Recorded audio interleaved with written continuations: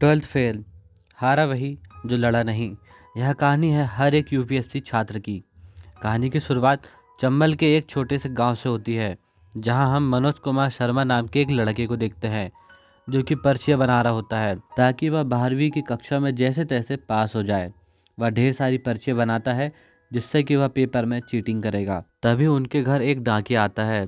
वह सभी को बताता है कि मनोज के पापा को नौकरी से निकाल दिया गया है और वह उन्हीं का सस्पेंशन लेटर लेके आया होता है। लेकिन मनोज के पापा लेटर लेने से मना कर देते हैं। तब वह डाकिया बताता है कि इन्होंने अपने सीनियर पर 2 बार चप्पल चला दी थी, इसलिए उन्हें नौकरी से निकाल दिया गया है। तब मनोज के पापा बताते हैं कि उनका सीनियर कालाबाजारी कर रहा था, इसलिए उन्हें ऐसा करना पड़ा। तभी हम देखते हैं कि वहाँ पुलिस आ जाती है और वह नोटिस उनके घर पर लगा देती है। मनोज के पापा एक बेहद ही ईमानदार व्यक्ति होते हैं और वे इसके लिए हाई कोर्ट जाने का फैसला करते हैं।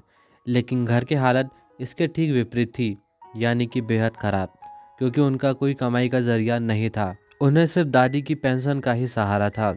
अगले दिन मनोज 12वीं की परीक्षा देने जाता है और वहाँ पे नकल शुरू हो जाती है। नकल शुरू ही हुई थी कि वहाँ पे एक नए डीएसपी दुष्यंत सिंह का आगमन हो जाता है।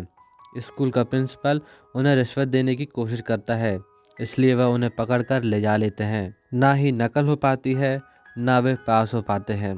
सारा स्कूल फेल हो जाता है। इस तरह मनोज के पापा हाई कोर्ट जाने के लिए निकल जाते हैं। लेकिन मनोज की माँ की चिंता तो कुछ और ही बात की होती है कि वह घर कैसे चला पाएंगी।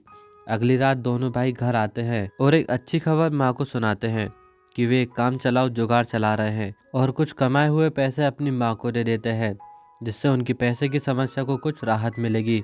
बड़ा भाई जुगाड़ चलाता तो मनोज कंडक्टर बन गया था।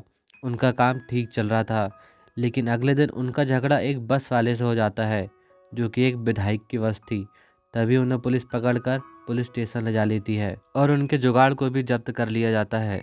पुलिस वाले उन्हें बेहद मारते हैं। तब मनोज अपनी मदद के लिए डीएसपी दुष्यंत सिंह के पास पहुंचता है।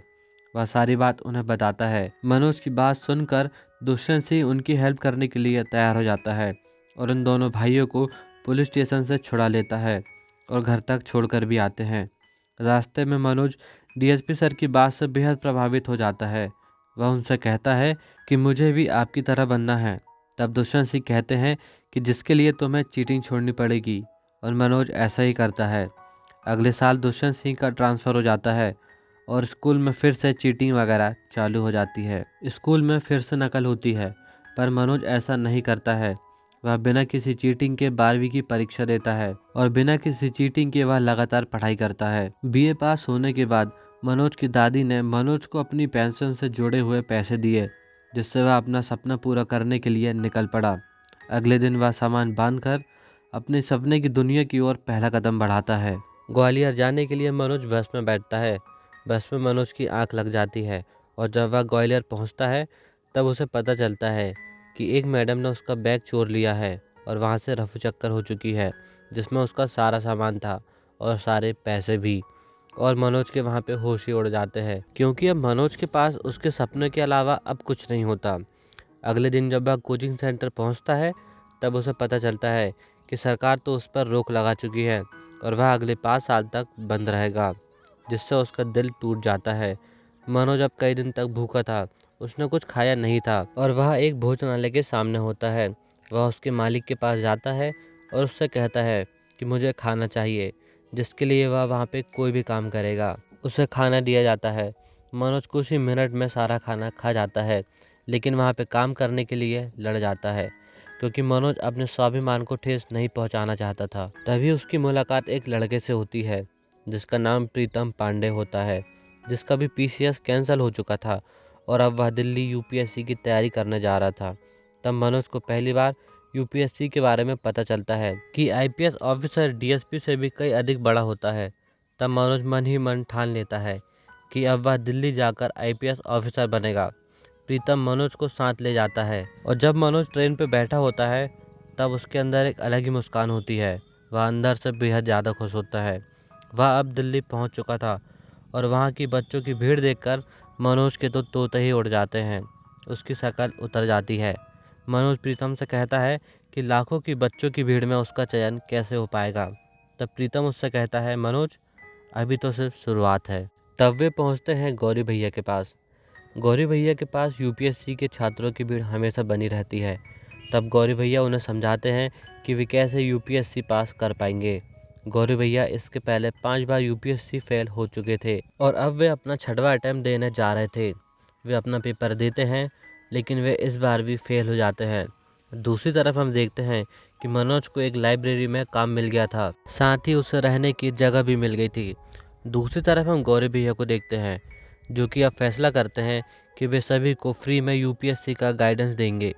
मनोज दिल लगाकर मेहनत और पढ़ाई करता और अपना पहला प्रीलिम्स का पेपर देता है, लेकिन मनोज अपने पहले अटेम्प्ट में फेल हो जाता है। लेकिन वह फिर से रीस्टार्ट करता है।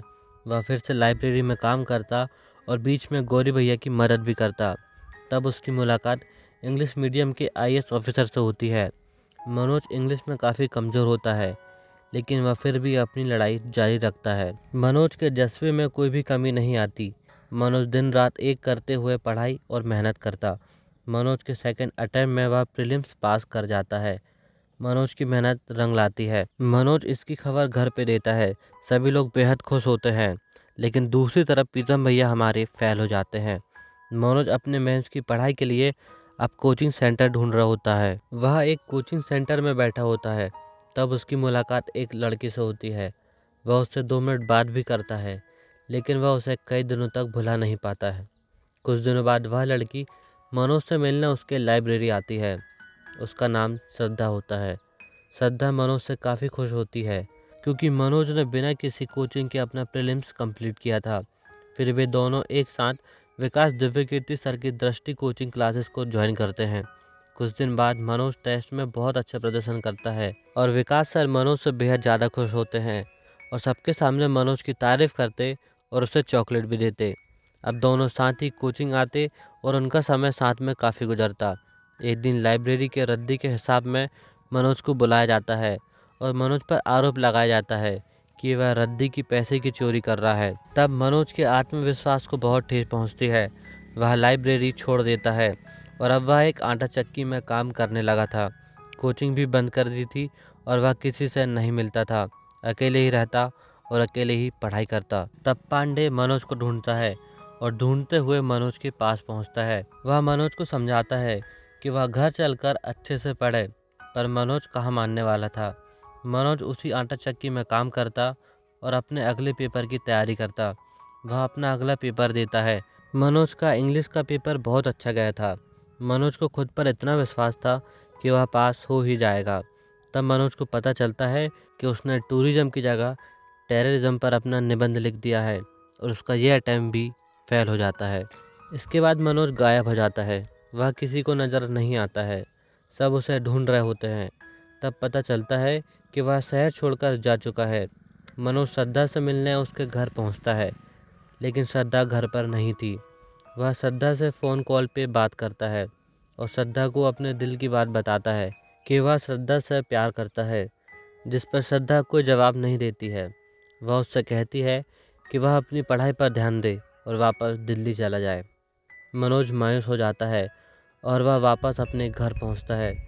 घर पहुंचते ही सबसे पहले मनोज के बड़ा भाई बहुत खुश होता है। मनोज अपनी बहन से मिलता है और अपनी दादी के बारे में पूछता है। मनोज की इस बात पर छोटी दुख भरी चुप्पी साध लेती है। मनोज समझ जाता है कि दादी उनके बीच अब नहीं रही। मनोज की माँ बाद में मनोज को बताती है कि दादी ने खुद यह बात उनसे कही थी कि मनोज और उसके पापा को यह बात ना बताई जाए। यही उनकी अंतिम इच्छा थी। मनोज की दादी उसकी माँ से हमेशा कहती थी कि मनोज एक दिन वर्दी पहनकर घर जरूर आएगा। मनोज की माँ आगे कहती है कि घर में सब कुछ ठीक चल रहा है, पैसे की कोई दिक्कत नहीं, सब कुछ अच्छा चल रहा है। लेकिन मनोज समझ जाता है कि माँ झूठ बोल रही है। मनोज वापस दिल्ली आता है और मनोज फिर से पढ़ाई स्टार्ट करता है। साथ ही मनोज फैसला करता है कि वह अब घर का खर्चा भी उठाएगा। वह दिन भर चक्की में काम करता और रात भर पढ़ाई करता। दिन बीतते गए। कुछ दिन बाद मनोज के पापा उससे मिलने दिल्ली आते हैं। मनोज उसे देखकर बेहद खुश हो जाता है, लेकिन वे मनोज की हालत को देखकर कहते हैं कि बेटा अब बस कर और वापस घर चल। मनोज के पापा सच्चाई के रास्ते पर चलते चलते अब टूट चुके थे, लेकिन मनोज उनका सहारा बनता है। उन्हें समझाता है कि वे घर की चिंता न करें, सिर्फ अपनी लड़ाई पर ध्यान दें। मनोज अब लगातार काम करता, सिर्फ 3 घंटे ही सोता, बाकी समय पढ़ाई और काम करता। श्रद्धा अपने प्रीलिम्स के बाद वापस आ जाती है और मनोज से उस दिन किए व्यवहार पर माफ़ी मांगती है, लेकिन मनोज कहता है अपने प्रीलिम्स के बाद बात करेंगे। अब वह अगले 2 महीने तक लगातार मेहनत करता और जब मनोज अपना तीसरा अटेम्प्ट देता है तो उसे इतना कॉन्फिडेंस होता है कि वह अपना रिजल्ट देखने भी नहीं जाता है और वह अपने तीसरा अटेम्प्ट पर पास हो जाता है। श्रद्धा को पता चलता है कि मनोज पास हो चुका है। तब श्रद्धा पांडे से मनोज का एड्रेस पूछती है और मनोज से मिलने उसके पास पहुंचती है। मनोज को देखकर वह उसे समझाने की कोशिश करती है कि वह अपने आगे की पढ़ाई पर ध्यान दे, क्योंकि मनोज 12 से 13 घंटा चक्की पर काम कर रहा था, जिससे कि उसे पढ़ाई के लिए कम समय मिलता है। श्रद्धा कहती है कि वह चक्की पर काम करना बंद कर दे और सिर्फ अपनी पढ़ाई पर ध्यान दे, लेकिन मनोज कहाँ मानने वाला था। मनोज नहीं चाहता था कि कोई उसे दया की भावना से देखे। तब मनोज कहता है कि अब्दुल कलाम तो स्ट्रीट लाइन के नीचे बैठकर पढ़ा करते थे, लेकिन मेरे पास तो खुद का बल्ब है, और वह उसकी बात नहीं मानता है। लेकिन जब मनोज अपना मेंस का पेपर दे के आता है तब वह सिर्फ 10 प्रश्न ही कर पाता है, जिससे होना क्या था, मनोज अपने तीसरे अटेम्प्ट में भी फेल हो जाता है। अब देर रात मनोज और श्रद्धा रिस्टार्ट टी स्टॉल के सामने बैठे थे। तभी पांडे वहां पहुंचता है, जो कि अपने तीसरे अटेम्प्ट में फेल हो चुका था और उसकी गर्लफ्रेंड उसे छोड़ चुकी थी। तब पांडे से रहा नहीं जाता और पांडे मनोज को बोल ही देता है कि हारे हुए व्यक्ति का साथ कोई नहीं देता है मनोज, और एक दिन श्रद्धा भी तुम्हें छोड़कर चली जाएगी। श्रद्धा को यह बात बहुत बुरी लगती है और वह वहाँ से जाने लगती है। तब मनोज उसके पीछे जाता है और उसे रोकता है। श्रद्धा मनोज से कहती है कि मनोज, एक बार तुमने मुझसे कहा था कि अगर तुम मुझसे कहो कि तुम मुझे चाहती हो तो मैं सारी दुनिया ही पलट दूंगा। तब श्रद्धा अपने प्यार का इजहार करती है और कहती है कि अब पलट दो सारी दुनिया। मनोज यह सुनकर साहस से भर जाता है और जैसे मानो कि उसके अंदर एक अलग ही ऊर्जा उत्पन्न हो रही हो, वह भागते हुए दीप सर के पास पहुंचता है और उनसे मदद मांगता है कि उसका आखिरी अटेम्प्ट बाकी है। उसे सिर्फ मेंस में दिक्कत है क्योंकि वह प्रीलिम्स आसानी से निकाल देता है। तब दीप सर उसे समझाते हैं कि उन्हें 9 मिनट मिलते हैं एक प्रश्न का उत्तर लिखने में, जिसमें उन्हें 200 शब्द लिखना होता है। तब दीप सर कहते हैं कि तुम खुद पर यानी मनोज कुमार शर्मा पर 9 मिनट तक एक निबंध लिखो, लेकिन मनोज खुद पर ही उत्तर नहीं लिख पाता है, जिस पर दीप सर कहते हैं कि तुमसे नहीं हो पाएगा, क्योंकि जिस विषय में तुम्हें सोचने की भी ज़रूरत नहीं थी उस पर तुम 200 शब्द भी नहीं लिख पाए, तो तुम अंतर्राष्ट्रीय संबंध जैसे विषयों पर कम समय में तुम कैसे ही लिख पाओगे। इसलिए आईएएस बनने का सपना तुम भूल जाओ। मनोज वापस आता है और सारी बातें गौरी भैया को बताता है। तो होना क्या था, गौरी भैया मनोज से गुस्सा हो जाते हैं और वे मनोज से कहते हैं कि आज से तुम्हारा सारा काम बंद, और वे मनोज को अपना कमरा दे देते हैं और मनोज का सारा सामान शिफ्ट करा देते हैं। तीनों समय के खाने की व्यवस्था करा देते हैं और घर पैसे भी भिजवा देते हैं। अब मनोज का आत्मविश्वास परिपूर्ण था। मनोज को अब पहली बार पढ़ने के लिए एक अच्छा कमरा मिला, एक अच्छी टेबल मिली और सोने के लिए एक बिस्तर मिला। अगली सुबह श्रद्धा मनोज से मिलने आती है और उसके लिए एक स्टॉप वॉच भी साथ लेकर आती है, जिस पर मनोज को 16 घंटे पढ़ाई करनी थी। तो अब होना क्या था, मनोज दिन रात मेहनत करना शुरू कर देता है। मनोज पढ़ाई पर लग जाता है, वह लगातार मेहनत करता है और रोज़ 16 घंटे पढ़ाई करता। बीच में श्रद्धा उससे मिलने आती और उसके लिए नोट्स बनाकर भी लेके आती, जिससे कि मनोज को कोई दिक्कत ना हो और उसकी पढ़ाई का पूरा ध्यान रखती। जुलाई में श्रद्धा के पेपर थे तो वह वापस मसूरी चली जाती है और यहाँ मनोज अपनी तैयारी पर लगा रहता। कुछ दिनों बाद मनोज को पता चलता है कि श्रद्धा का मेंस क्लियर हो चुका है और अगले महीने उसका इंटरव्यू है, जिससे मनोज काफ़ी खुश हो जाता है। गौरी भैया समय में घर पैसे भिजवा देते हैं, जिससे कि मनोज को घर की भी कोई चिंता नहीं होती है। मनोज दिल लगा के पढ़ाई करता है। कुछ दिन बाद मनोज को श्रद्धा का कॉल आता है कि श्रद्धा का इंटरव्यू क्लियर हो चुका है, यानी श्रद्धा अब डिप्टी कलेक्टर बन चुकी है, जिससे मनोज की खुशी कई गुना बढ़ चुकी थी। अब मनोज के आखिरी अटेम्प्ट का भी समय आ चुका था। मनोज अपना प्रीलिम्स का पेपर खूब अच्छे से देता है और उसमें वह पास हो जाता है, लेकिन पांडे अपने चौथे अटेम्प्ट में फेल हो जाता है। मनोज के पास होने पर सब बेहद खुश हो जाते हैं। वह यह बात श्रद्धा को बताने के लिए बेहद उतावला था, लेकिन जब वह घर फ़ोन करता है तब श्रद्धा की माँ फ़ोन उठाती है। मनोज घंटों तक श्रद्धा का इंतज़ार करता है कि वह उसे कॉल करेगी। रात में श्रद्धा का कॉल आता है।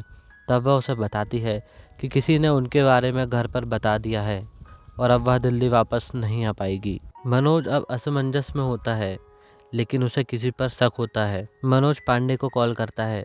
तब उसे पता चलता है कि पांडे पुलिस थाने में बंद है।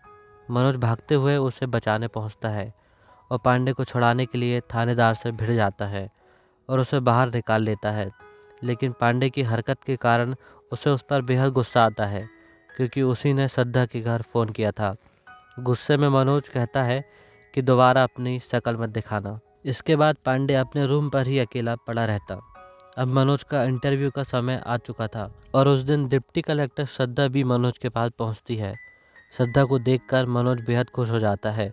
मनोज इंटरव्यू के लिए तैयार होता है और इंटरव्यू देने से पहले वह पांडे के पास पहुंचता है और उसका धन्यवाद करता है, क्योंकि आज वो जिस जगह पर है सिर्फ पांडे की वजह से है। और जब पांडे को पता चलता है कि मनोज इंटरव्यू से पहले उससे मिलने आया है तो उसकी आंखें नम हो जाती है।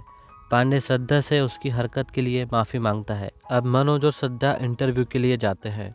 इंटरव्यू में एक प्रश्न के बाद मनोज को बाहर ठहरने के लिए बोल दिया जाता है। मनोज रूम के बाहर जाता है और वह श्रद्धा की दी हुई चिट्ठी पढ़ता है, जिस पर श्रद्धा लिखती है कि किसी भी हालत में वह उसके साथ रहेगी और वह मनोज के साथ अपनी पूरी ज़िंदगी बिताना चाहती है। मनोज को यह पढ़कर और भी ज़्यादा आत्मविश्वास आ जाता है। जब उसे बाद में अंदर बुलाया जाता है तब वह आत्मविश्वास के साथ सभी प्रश्नों का उत्तर देता है। अब 1.5 महीने के बाद मनोज और श्रद्धा एक साथ मनोज का रिजल्ट देखने आते हैं। मनोज को लगता है कि वह पास नहीं हो पाएगा। तब मनोज न केवल पास होता है बल्कि टॉप भी करता है। मनोज की सालों की मेहनत रंग लाती है। वह IPS ऑफिसर बन जाता है। मनोज की फैमिली फ्रेंड सब बेहद ज़्यादा खुश होते हैं। 1 साल बाद मनोज अपनी शादी का पहला कार्ड देने उनके पास पहुंचता है, जिसने उससे ईमानदारी की सीख सीखी थी, यानी दुष्यंत सिंह के पास। दुष्यंत सिंह उन्हें देखकर हैरान रह जाता है। तब मनोज उनसे कहता है कि उसने चीटिंग छोड़ दी और वह अपनी शादी का पहला कार्ड उन्हें देता है। यह कहानी उन चंद मुट्ठी भर ईमानदार ऑफिसरों को समर्पित है, जिनकी वजह से हमारा देश सुरक्षित है। हम उनका अभिनंदन करते हैं। जय हिंद।